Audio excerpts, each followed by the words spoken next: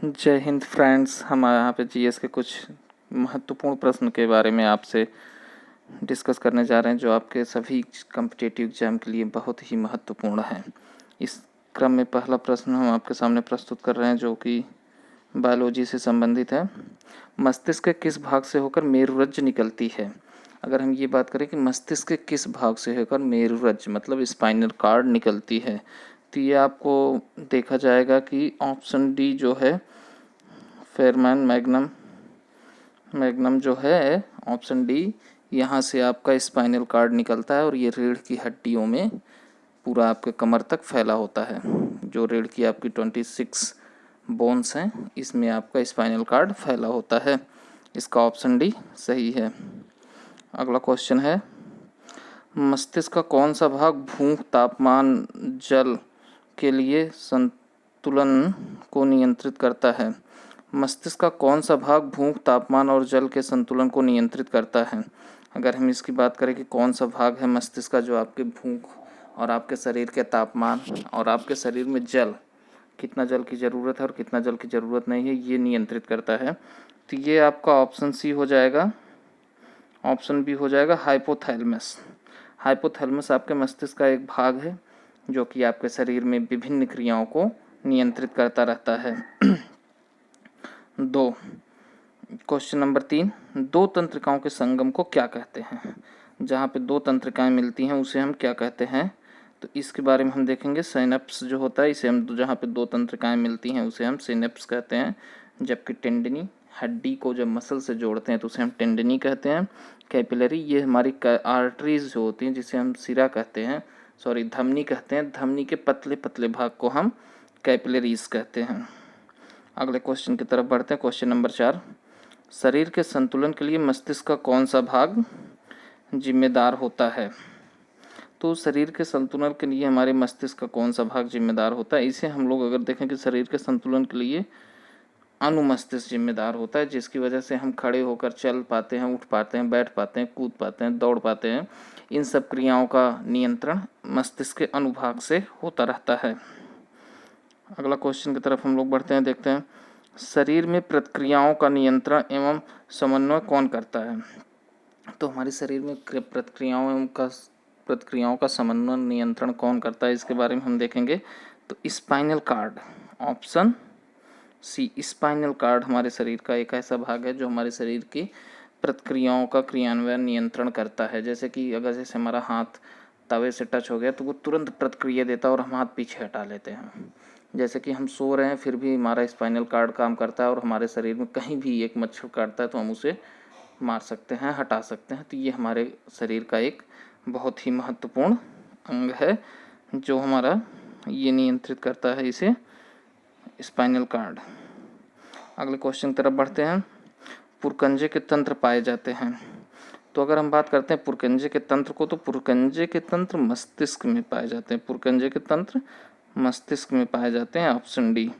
यकृत, ये हमारा आप जानते हैं यकृत हमारे शरीर का अभिन्न अंग है जो कि बहुत ही महत्वपूर्ण वाइटल आर्गन है जो कि हमारे शरीर में मेटाबॉलिज्म उपापचय क्रिया को क्रियान्वयन करता है। जबकि किडनी हमारे शरीर का एक ऐसा अंग है जो हमारे शरीर के वेस्ट प्रोडक्ट या फिर कह सकते हैं विषैले पदार्थ, विष पदार्थ को हमारे शरीर से पृथक करके लगातार निकालता रहता है।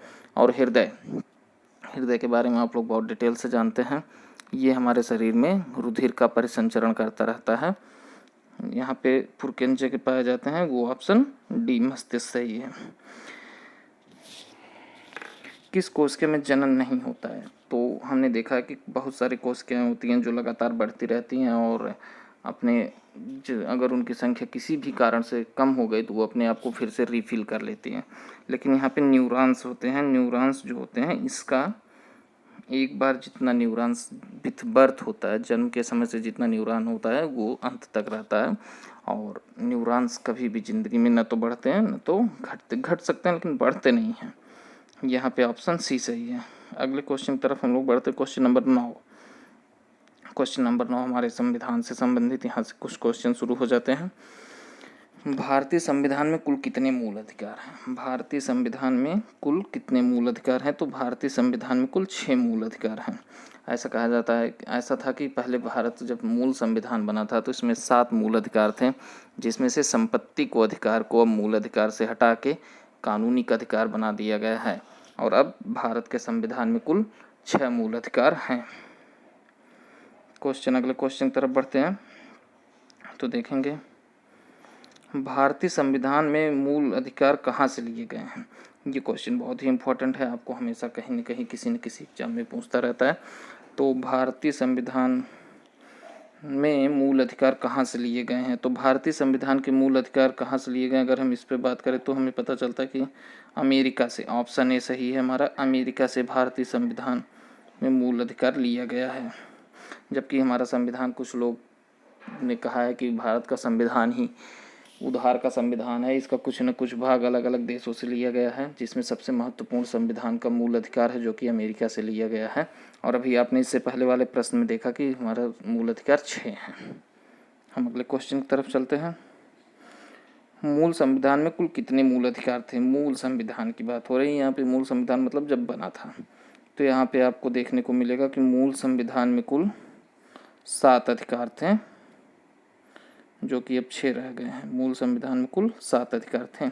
ऑप्शन ए पे 7 होना चाहिए था, लेकिन ये बाई मिस्टेक 8 हो गया है, तो इसके लिए सॉरी। और यहाँ पे मूल भारतीय संविधान में 7 अधिकार होते थे। अगले क्वेश्चन की तरफ हम बढ़ते। भारत के संविधान में कुल कितने भाग हैं? तो आप लोग जानते हैं कि भारत का संविधान कई भागों में बटा हुआ है। तो जिसमें देखा जाए क्वेश्चन नंबर 4 का, भारत के संविधान में कुल कितने भाग हैं, तो देखने को मिलता है कि भारत के संविधान में कुल 22 भाग हैं। अलग अलग भाग में अलग अलग विषयों के बारे में चर्चा की गई है, ये हम किसी दिन और डिस्कस करेंगे किसी वीडियो में। लेकिन आज यहाँ पे भारत के संविधान में कुल 22 भाग हैं। भारतीय संविधान का भाग 2 किससे संबंधित है? भारतीय संविधान का भाग 2 किससे संबंधित है? तो भारतीय संविधान का भाग 2 नागरिकता से संबंधित है, जबकि मौलिक अधिकार 3 में है। मूल कर्तव्य आपके 4 क में है। 4 क में आपको मूल कर्तव्य देखने को मिल जाता है। और शिक्षा ये हमारे किसी विभाग में वर्णित नहीं है, लेकिन शिक्षा जो है ये मूल अधिकार में दिया गया है। अस्पृश्यता का अंत किस अनुच्छेद के तहत किया गया?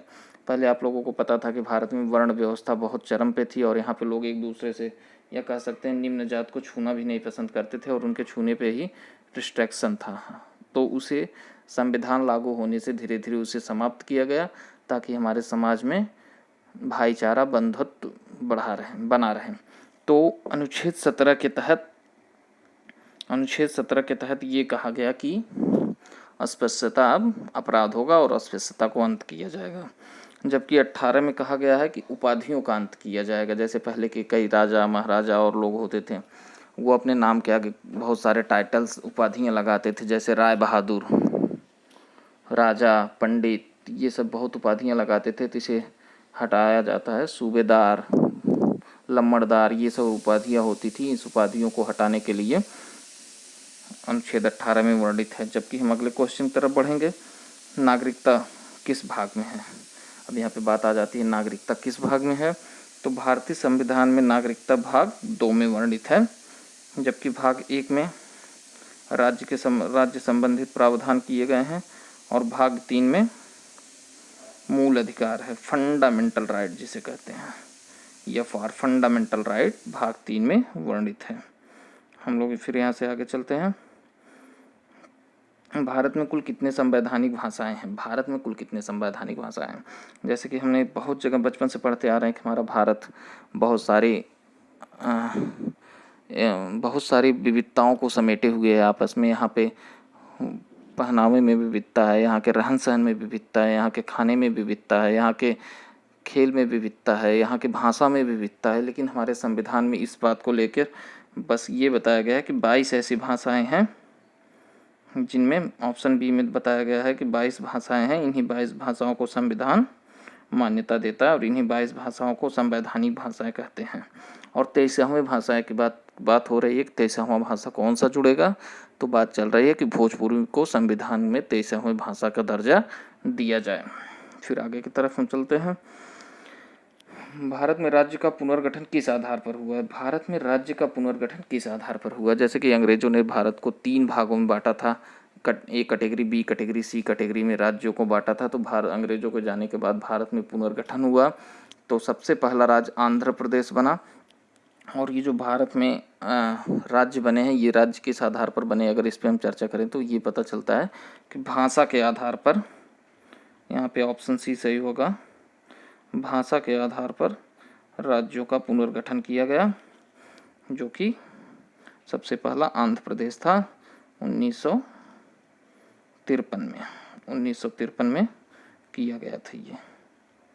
धन्यवाद।